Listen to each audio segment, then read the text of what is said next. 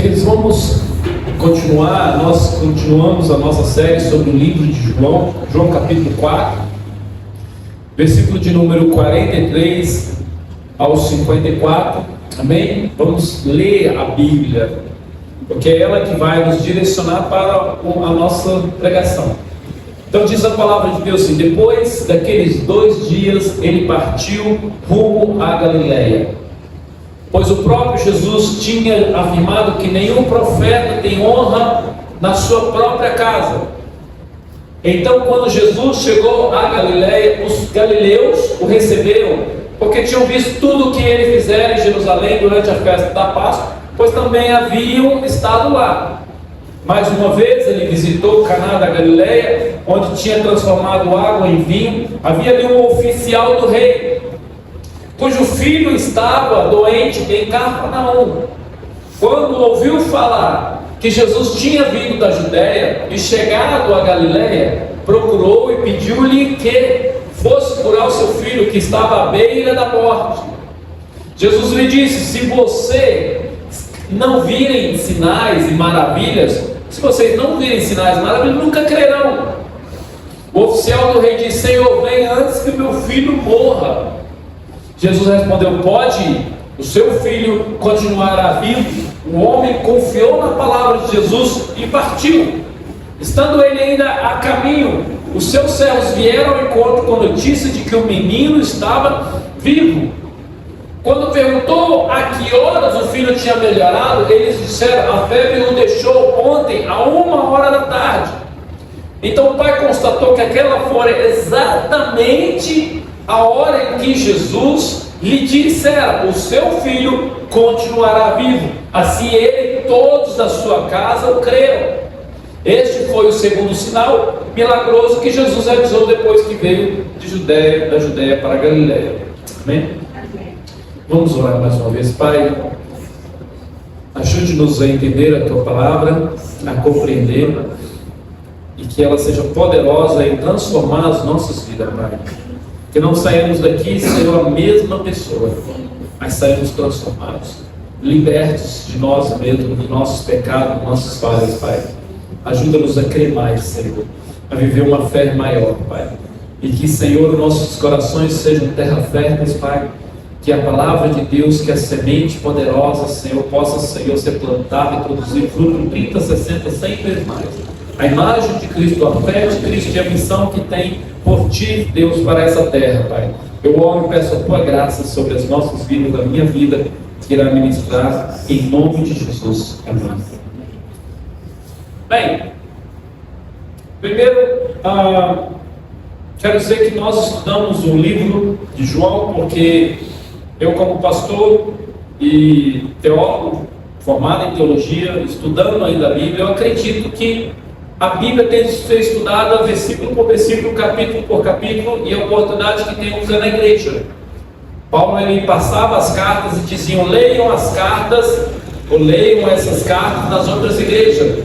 Ou seja, era para ler a Bíblia. Por isso que nós estamos lendo a Bíblia, e no livro de João estamos aí caminhando, e se durar 6 meses vai durar o tempo que durar, e depois já vamos partir para outro livro. Então eu acredito que a leitura bíblica é essencial na sua vida, como estudar a Bíblia é essencial. Hoje estamos então continuando os grandes acontecimentos da vida de Jesus e seu ministério. Hoje quero falar acreditando em Deus, uma lição de fé. Acreditando em Deus, uma lição de fé.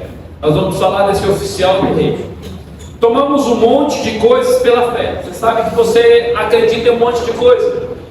Cada vez que se senta em uma cadeira, temos a fé que ela vai nos segurar. Você não chegou aí: será que essa cadeira vai nos segurar? Ninguém fez isso, né, Maria? Olhou para a cadeira assim e falou: essa cadeira de plástico.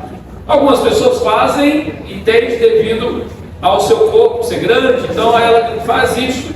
Mas algumas pessoas não: eu sento nas cadeiras, você senta na cadeira, entende, confia. São coisas que tomamos por fé. Você passa com o seu carro, com sua moto, o motorista de ônibus no sinal verde, porque tem fé que as pessoas vão parar. E assim fazemos as coisas pela fé. Às vezes a nossa fé é equivocada quando uma cadeira de praia quebra, né? A gente está lá e a cadeira que foi comprada na China, né? Às vezes a cadeira não é tão resistente, quebra. Então a cadeira quebra. Então algumas coisas acontecem. Pela fé, eu acredito no Cristo Redentor.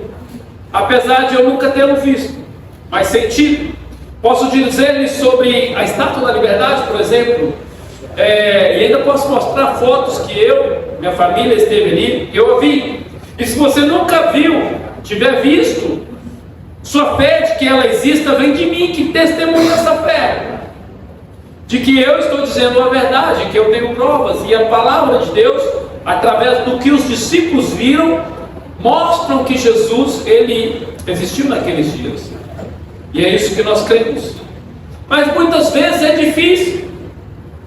Mas devemos crer na palavra de Deus. A experiência da fé nos movimenta para sermos o que realmente somos. É ela que vai nos levar ao ponto. O que faz um homem ser de fé é a resposta que ele dá diante da insegurança. O que faz uma mulher ser de fé é a resposta que dá em cima dos problemas, das situações da vida. Isso é cristianismo. Isso é crer que Deus pode realmente fazer algo e cremos nele.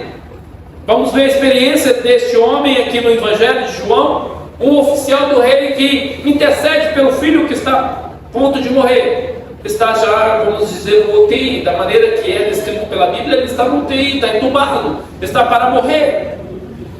Jesus ele veio para a Galileia. Versículo 43 diz: depois de 2 dias, vai pôr no Marcos, João 4, 43, eu vou falar nos versículos. A Bíblia diz que ele veio para a Galileia. A gente não sabe. A gente sabe que Jesus foi bem-vindo entre os samaritanos. Jesus tinha de continuar a sua missão. Ele tinha de pregar as outras cidades, como vimos em João capítulo 4, em Lucas capítulo 4, 43. Ele tinha uma missão para cumprir nessa terra. A gente não sabe como chegou isso aqui, mas sabemos que o seu mover para outros lugares é pregar o Evangelho. Era trazer o Evangelho, era uma missão que ele tinha diante de Deus. E você tem uma missão? Você tem de conhecer a missão de Deus para a sua vida. Todos nós temos uma missão para cumprir nessa terra. Deus quer que você faça algo e Ele quer revelar a você. Mas é muito sério. Eu lembro quando a esposa do pastor de Dourados, que era o pastor oficial da igreja, vou lembrar o nome dele, pastor Francisco, a mulher dele adoeceu, e agora ela adoeceu, ela não podia andar mais, ela tinha várias doenças, e ele pastoreava a igreja de Dourados, uma igreja grande, uma igreja cheia de estrutura, com liderança, e ele decidiu entregar a igreja, porque Deus pôs no coração dele que a missão dele agora era cuidar da esposa doente. Ele já estava velho, uma idade já avançada também, e ele sentiu no coração. Todo mundo pode achar que é uma loucura. Como você vai abandonar a igreja, largar a igreja que você fundou? Ele fundou a igreja, ele começou nas casas, os cultos, e a igreja cresceu, comprando terrenos, e cresceu. Ele não se importou, porque nós temos uma missão de vida nessa terra que Deus pode nos dar. Entende? E se Deus disser para você essa é a sua missão, você simplesmente cumpre. É por isso que eu conheço e tenho amigos que vai para fora do Brasil, para países que perseguem cristãos. Eles não se importam, por quê? Porque a missão que Deus tem para eles é a missão que eles vão cumprir, e a missão que Deus tem para nós é a missão que precisamos cumprir. E Jesus tinha isso, por isso ele foi pregado. Jesus diz no versículo 44, uma fé que não honra a Jesus. Ele diz assim, o texto do versículo 44, põe por favor, Marta. Ele diz assim: um profeta, pois Jesus tinha afirmado que nenhum profeta tem honra na sua própria vida. Não sei se a sua Bíblia, mas a minha tem entre colchetes essa palavra, está separada. Não sabemos como esse verso chegou no livro de João. Porém, em Lucas 4, 24 e Mateus 13, 57, fala a mesma coisa. Uma coisa é certa, Jesus que brincava na rua, ele estava perto da sua cidade, onde ele foi criado, chamado Nazaré. É verdade, ele mesmo profeta aceita sua própria terra, como diz Lucas também, confirmando o livro de João. Ele era de Nazaré, ele estava naquela região da Galileia, perto de Nazaré, e era ali que ele cresceu, era ali que Jesus, como humano, brincou na rua, foi para a escola, filho de um carpinteiro, e agora está numa missão, e esses que o conheciam no bairro, na região dele, não dava crédito. E me veio a pergunta: por quê? Por que eles não davam crédito a Jesus? Por que eles não davam crédito? João 4,44 enfatiza a ironia e o desafio da missão de Jesus. Jesus se sentiu desacreditado. Gente, você está na igreja, você vai ser desacreditado ou desacreditada também. As pessoas da sua família que não creem em Jesus vai desacreditar em você, vai desacreditar na igreja. Olha lá, o que você está fazendo na igreja? Enquanto ele é rejeitado por aqueles que deveriam conhecer melhor, ele é recebido por outros, como esse oficial do reino. Ele é oferecido por outros externos e menos privilegiados dentro da comunidade judaica. Essa rejeição em sua própria terra sublinha a resistência humana à revelação divina, ou seja, a resistência do Jesus. Meus irmãos, nós estamos no Brasil que as pessoas estão rejeitando a Jesus. Essa resistência já acontece há muitos anos, ao mesmo tempo em que prepara o cenário para uma grande aceitação. Enquanto muitos rejeitam a Jesus, muitos aceitam a Jesus também. Muitos vêm pela fé, muitos chegam à igreja onde Jesus é o dono, é o rei, é o senhor, é o cabeça da igreja, e vem à igreja, enquanto muitos estão rejeitando também. E o versículo 48, ele é interessante porque além de falar isso, ele fala que se vocês não virem sinais e maravilhas, nunca crerão. Ele diz: se vocês acreditam por causa da bênção, se vocês não virem sinais, mas nunca crerão. Aí é uma segunda repreensão. A primeira repreensão: muitos não acreditam, desprezam-me. Agora muitos acreditam porque tem milagres. Primeiro, não sou um homem como sou Deus. Então a primeira coisa ele diz: você tem de acreditar em mim porque sou Deus. E agora precisam de outros meios para crer em mim. Jesus está dizendo: isso é ridículo. Outros meios, eu só acredito se fizer isso, só acredito se me dar isso, só acredito se minha conta bancária se encher, só acredito se Jesus realmente me curar de todas as doenças e nunca mais eu pegar uma doença. A resposta de Jesus pode parecer dura, mas serve para destacar um ponto importante da fé. Jesus aponta a tendência de pessoas de dependerem de milagres visíveis para acreditar. Eu só acredito se realmente acontecer alguma coisa. Ele está criticando uma fé baseada em apenas sinais e não numa crença genuína na mensagem, na identidade e de quem ele é de verdade, quem Jesus é. E olha que a fala aqui está falando plural. Ele está falando vocês. Ele está olhando para aquele monte de pessoas, que esta é uma crítica mais ampla à mentalidade das pessoas daquela época que buscavam evidências visíveis para acreditar nele. Apesar dele ter feito vários milagres para manifestar o seu poder, sinais, como o apóstolo João chama, sinais de que ele realmente quem ele é, para comprovar, mas ele olhava para o coração das pessoas e enxergava elas que elas só viam a igreja, ou só iam a ele pelo que elas poderiam receber. O que dá a entender aqui é que a recepção dada a Jesus pelos galileus é fundamentalmente defeituosa, pois eram baseadas excessivamente nos sinais milagrosos. Se acontecer fogo do céu, eu vou acreditar. Eles não honram Jesus como os samaritanos. Você lembra dos samaritanos? A mulher não pediu prova nenhuma de Jesus. A mulher não pediu para ele fazer água fluir. Não, a mulher entendeu a realidade da fé dela, que precisava de um Salvador. Aqueles homens disseram: eu preciso de um Salvador. Aqueles entenderam Jesus como o Salvador do mundo. Muitos na época de Jesus somente honraram a ele pelo que eles queriam: suprir as suas necessidades. Um Jesus que só serve para suprir as necessidades e depois descartar todos os demais em si. E olha que eu digo uma coisa: Deus pode provar a nossa fé de duas maneiras. Não é a fala minha, de uma pregação que eu vi. Ele pode provar faltando na sua vida, para ver que realmente você confia nele. Provas, dívidas, tribulações, lutas. Ele pode provar você com essas coisas, para ver se realmente você está na fé. Através do seu cônjuge, através de um filho, através de uma família, através do patrão, através do empregado, através de alguma coisa, ele prova você. para ver se realmente você vai ter fé nele. A segunda coisa que Deus pode deixar acontecer é que você tenha abundância, para saber se você vai permanecer nele. E ele vai te dando, te dando, te dando, te dando, e aí de repente o seu coração está na riqueza, seu coração está na prosperidade das coisas, e não em Deus. Aí você vai embora.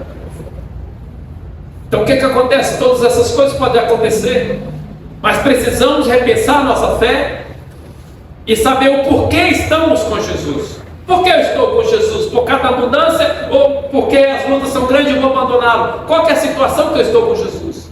Aqueles que simplesmente creiam pelas bênçãos, muitas vezes abandonaram ou abandonam a Jesus, abandonam a igreja.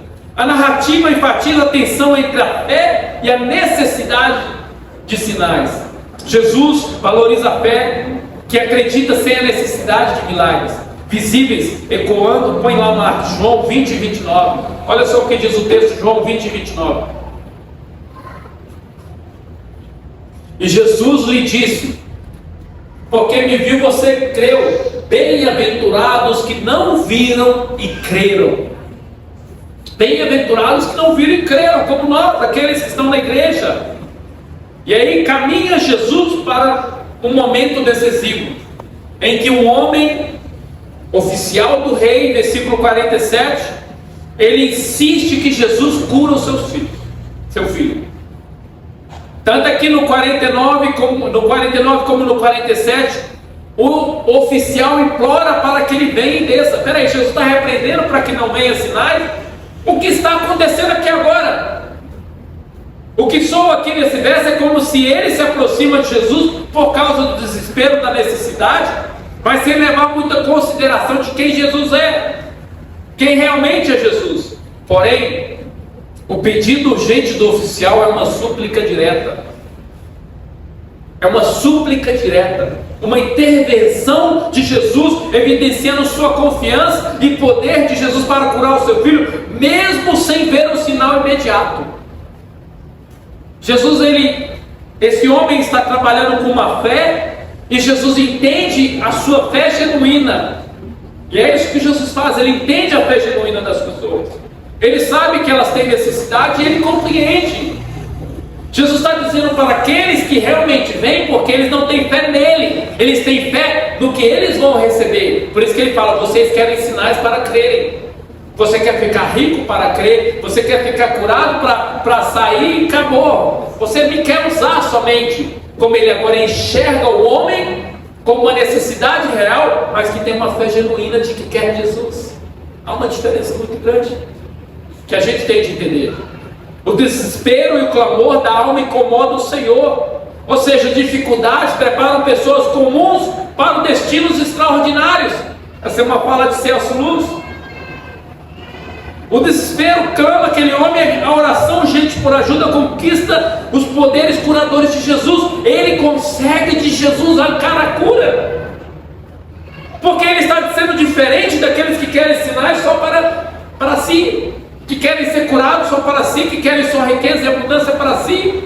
Jesus enxergou algo diferente nesse homem, mas ele não deixa de repreender os outros. Mas ele também não deixou de honrar a necessidade desse homem. Você vê a diferença? Há uma diferença muito grande. Uma pessoa chega perto de nós e pode dizer: mas eu orei e Jesus não me deu nada. Ah, você quer o quê? Você quer Jesus? Você quer Jesus? Não, quero Jesus, mas eu preciso disso. Então você não quer Jesus, você quer algo mais. E Jesus não pode substituir nada em nossa vida, porque a eternidade vai ser com Ele. E Jesus olha no versículo 50 e diz: pode ir, o seu filho continuará vivo. O homem aceita a palavra e vai embora. O homem aceita a palavra de Deus e vai embora, a palavra de Jesus. O versículo 50 diz: pode ir, o seu filho continuará vivo. O homem confiou na palavra de Jesus e partiu.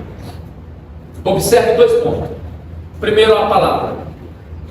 A palavra foi dita por Jesus. Observa isso. O poder da criação da palavra falada por Deus é um tema central na nossa fé cristã, na teologia cristã, que se baseia principalmente nos relatos bíblicos da criação em diversos textos das Escrituras. Essa doutrina pode ser estendida através de várias passagens bíblicas onde Deus falou e algo aconteceu. Gênesis 1, capítulo de número 1, versículo de número 1 a 3.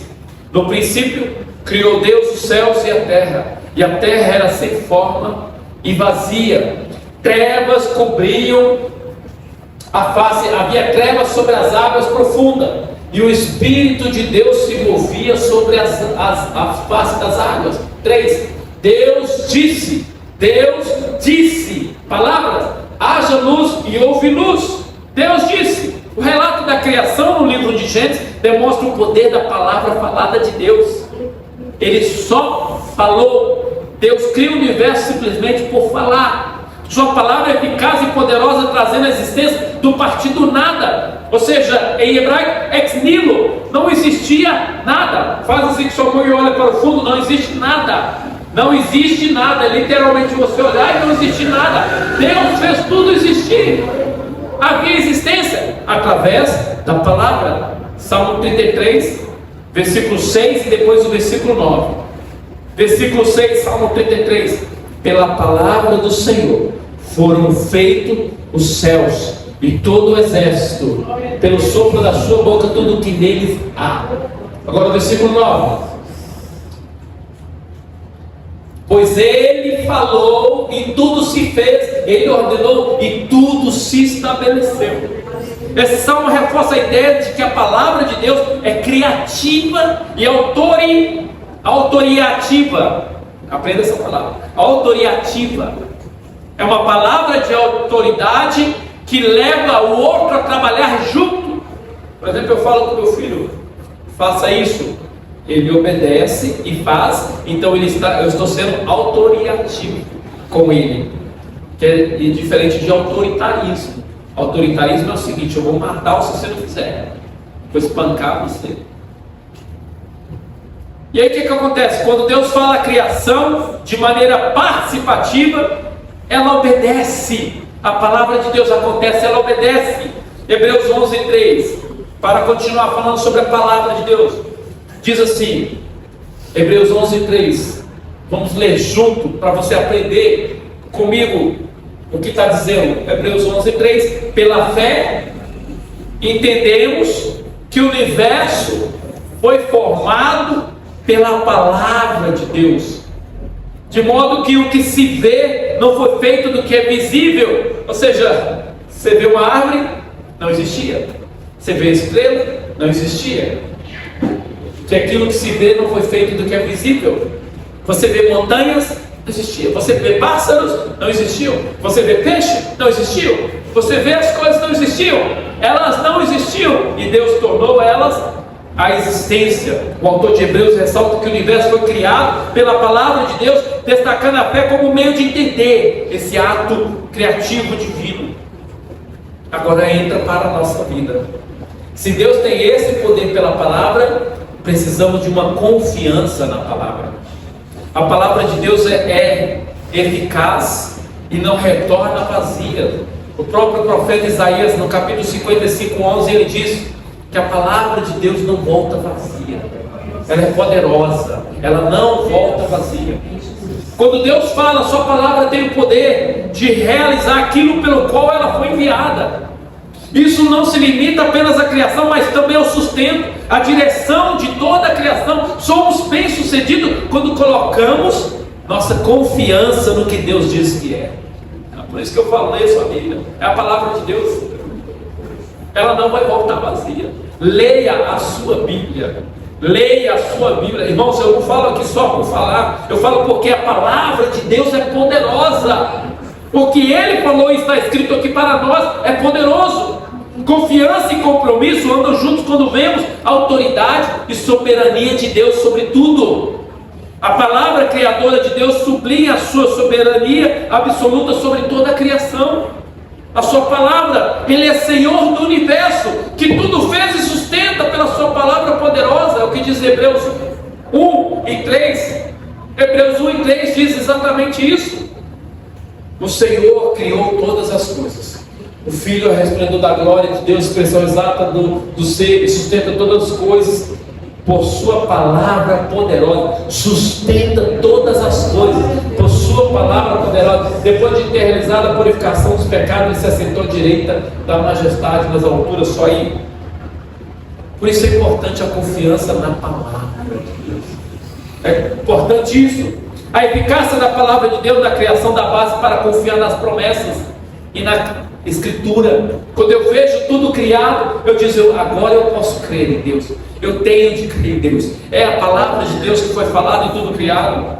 Se a palavra de Deus tem o poder de criar, ela também tem o poder de transformar vidas. Ela tem o poder de cumprir promessas. Ela tem o poder de assegurar a salvação. Quando confiamos em Deus, somos imbatíveis, porque nós nos tornamos um com Ele através do nosso compromisso de confiar. Meus irmãos, Jesus falou, teu filho vive. Aquele homem tornou um com a palavra. Ele confiou na palavra e foi para sua casa. Ele podia olhar para Jesus, como assim? Como funciona isso? Como que acontece isso? Me explica melhor, que eu quero entender melhor para me acreditar. Não, ele não falou isso. Ele simplesmente saiu em direção à sua casa. Quando nós confiamos completamente em Deus, tornamos-nos como uma montanha que não pode ser abalada. Salmo 125:1. Não somos abalados. A nossa fé não é abalada. Os que confiam no Senhor são como o monte de Sião, que não pode se abalar, mas permanece para sempre. Permanece para sempre. O apóstolo Paulo, ele tinha certeza da confiança em Deus. Romanos 8:35, não vou ler até o 39, ele diz, quem vai nos abalar, quem vai nos separar do amor de Deus? Da mesma forma também devemos saber que nada pode nos separar do amor de Deus. Confiança eterna, ela se destaca e não pode ser movida. Aquele homem está com Jesus. Aquele homem houve uma repreensão. Vocês só vêm aqui por causa de milagres. Vocês não creem genuinamente em mim? De repente aquele homem insiste com Jesus. Ao insistir com Jesus, Jesus solta uma palavra. Aquele homem se torna um com a palavra e confia. Tornar um com a palavra é confiar que Deus pode, que Deus cuida, que Deus é soberano, ainda que a gente não enxergue. O homem não enxergou o filho estava. O homem nem sabia se seu filho havia morrido. O homem saiu de casa, o menino estava completamente pronto para morrer. Quando ele está diante de Jesus, o filho dele está completamente ali sem saúde e nada. E aí aquele homem vê o tratamento de Deus. Ele ainda há caminho, descendo. Ele estava em outra direção. A Bíblia diz que ele estava descendo. Ele estava a 200 metros abaixo do nível do mar. Ele estava descendo em direção à sua cidade.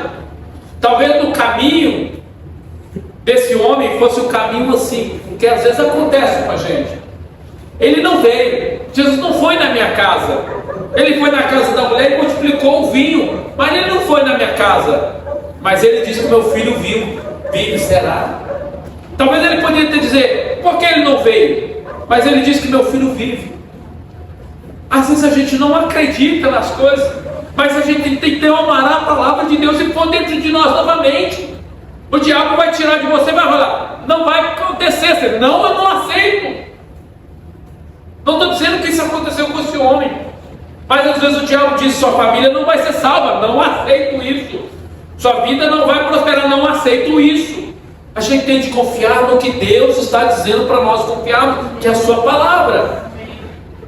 Deus prepara-nos psicologicamente, emocionalmente e espiritualmente para realizar milagres em nossas vidas. Porque há um caminho para nós seguir. Aquele homem tinha um caminho até a sua casa. E esse caminho que nós estamos de fé em fé é o caminho que Deus está transformando-nos, e o milagre já está acontecendo. No mundo eterno já está acontecendo. Amém, Chico? Já está acontecendo. Amém? Glória a Deus. Creia nisso, Isaías. Ismael, creia nisso. Amém? O propósito de Deus para as nossas vidas. Deus prepara-nos e nós vamos ver e usar. Esse é o método que Cristo usa. Primeiro ele trabalha em nós. E depois trabalha para nós. Porque Deus tem que trabalhar em nós para a gente não só vir a Ele por causa das coisas, por causa das necessidades. Aí depois Ele trabalha para nós E há esperança quando deixamos Ele trabalhar para nós. Quando a gente descansa no Senhor. Quando a gente descansa, por isso que a Bíblia diz: busque primeiro o reino de Deus e a sua justiça, e as demais coisas vos serão acrescentadas. Porque Ele vai cuidar de nós. Olhe para si mesmo e as dúvidas irão aumentar. Se você olhar para você mesmo, as dúvidas vão aumentar. Olhe para Deus e as dúvidas cessarão. Olhe para Deus e as dúvidas cessarão. A palavra de Jesus, sem necessidade de sua presença física, é suficiente para realizar um milagre. Uau! Você entende isso? Você entende isso para os dias de hoje? Que a palavra de Jesus, a Bíblia, a palavra que você tem na sua mão, a palavra de Deus viva e poderosa, eficaz, é a Bíblia. Não precisa nem da presença física dele. Poder que há na palavra de Deus.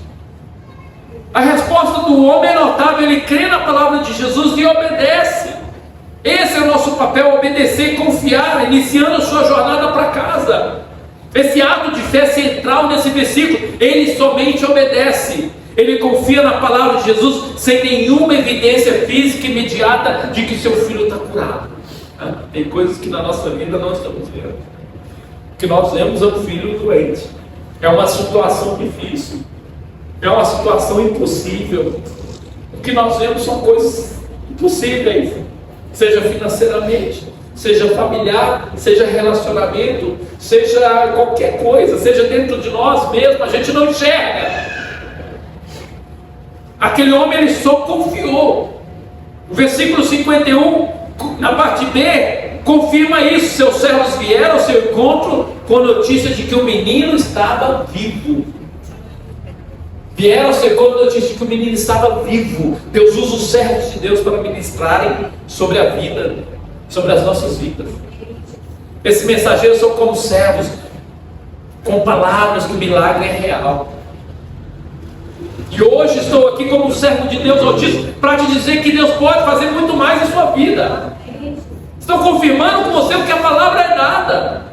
Os servos nem sabiam que o menino foi curado por causa da palavra de Jesus, mas eu sei da palavra de Deus o que ela pode fazer através da nossa fé nela. E muito mais do que nós imaginamos. Deus pode fazer muito mais. A situação que nós passamos é momentânea. Deus pode transformar essa situação. Digo para vocês, é inacreditável. Porque a igreja aqui é uma resposta de Deus na minha vida. Eu cheguei em 2018, julho de 2018, em Dourados, com promessa que o pastor ia abrir igreja. Saí de lá em dezembro de 2022, sem a promessa se cumprir. E para onde que eu vim? Para um lugar que eu não sabia o que ia acontecer. E hoje tem uma igreja aqui, a qual eu posso chamar de família. A igreja de Cristo, a igreja que eu pastorei, uma coisa que em 2018 eu deixei em Campinas. Isso é um milagre de Deus, porque nós não enxergamos. Você acha que eu cheguei em 2019, 2020, 2021, 2022? Eu não enxergava, mas o Senhor já enxergava o que iria acontecer nesse mar. A sua vida é assim, meu querido. É como Deus vai movendo as coisas, o seu chamado, a sua família, a hora exata. Versículo 52 e 53. O homem pergunta a que hora a febre deixou ele.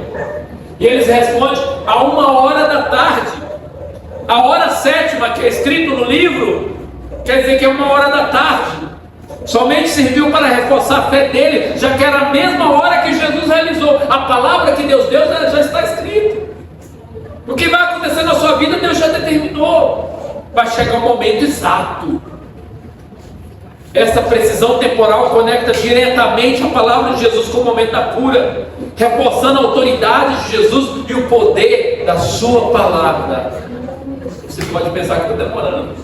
Talvez aquele homem até chegar em casa estava demorando para ver o que tinha acontecido.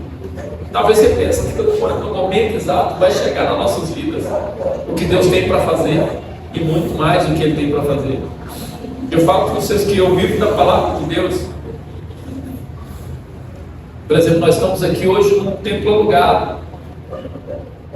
Um lugar alugado, a gente não sabe, amanhã o dono pode falar: não quero ser mais aqui. Mas um tempo atrás, ano passado, a Jack teve um sonho que a gente estava num terreno. Eu só acreditei, e acreditei hoje. Que tem de crer que Deus está fazendo. Ele fala pela sua palavra, ele fala com sonhos, ele fala com visão. O que a palavra confirma, a palavra diz que a igreja tem que se estender. E eu acredito que Deus vai se estender sobre as nossas vidas. O milagre fez com que em sua casa cresce em Jesus. O milagre fez com que cresce em Jesus. Este versículo destaca o impacto do milagre na fé oficial da sua família. O milagre estendeu para que todos crescem em Jesus. Ao perceber que a cura aconteceu exatamente quando Jesus declarou oficial, não apenas firmou sua fé, mas firmou a fé da sua casa. Olha o que Jesus fez. Jesus fez isso. Este é um testemunho poderoso da autoridade de Jesus que gera vida dentro da nossa família. Milagre, ele gera vida dentro da nossa vizinhança. A casa daquele homem foi contaminada.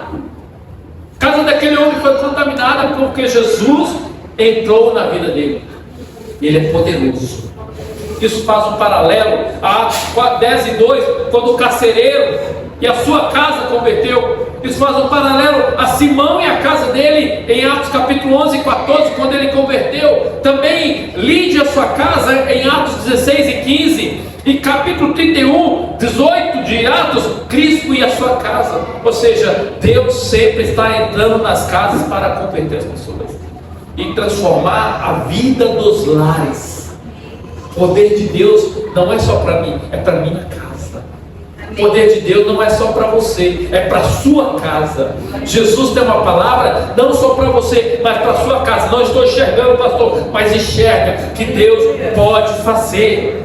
Temos de ter fé. Deus é maior. Deus é maior. Uma palavra de Deus para você. Deus é maior. João 4, do versículo 50, não precisa pôr, Marcos, ao 54, destaca a importância da fé na palavra de Jesus e a autoridade divina de Jesus para realizar milagres à distância. Maria, pode orar para os seus parentes de Maranhão. Não tem distância para Jesus, não. Tem distância não. A minha filha está nos Estados Unidos, eu oro por ela. Não posso estar lá, mas Jesus pode. A resposta da fé do oficial, seguido pela confirmação do milagre, e a consequente fé de toda a sua casa, serve como um poderoso testemunho para mim e para você. Isso aconteceu na vida de um homem, pode acontecer na nossa vida. Pode acontecer na nossa vida, de que Jesus, como Filho de Deus, pode fazer. Esse episódio não apenas revela o poder de Jesus sobre a doença, mas ilustra como a fé na palavra dele pode transformar. Acredita na palavra de Deus. Se Jesus está dizendo para você orar, ora, acredita em Deus. Se ele falou que o nome dele é poderoso, ora no nome dele. É poderoso, é de verdade. Acredita. Se ele pode prosperar em nome de Jesus, ele pode fazer as coisas em nome de Jesus. Nada é impossível para Jesus. Se está escrito na Bíblia, nada é impossível para Deus. Nada é impossível para Deus, e ele é poderoso. Será que a sua vida está precisando de um milagre? Será que o seu lar está precisando de algum milagre? Jesus é poderoso. Ele é poderoso para fazer muito mais do que imaginamos e pensamos. Ele é Jesus que deu uma palavra e ele curou esse menino. Ele pode fazer isso. Que nossos corações possam aprender a palavra de Deus, possa depositar a palavra de Deus, que nossos corações possam ser corações ensináveis de verdade, que aprenda de verdade, que desenvolva realmente a fé na palavra, que sejam corações que dizem: eu realmente vou aprender, vou viver essa palavra. Vamos fazer isso em nome de Jesus, amém?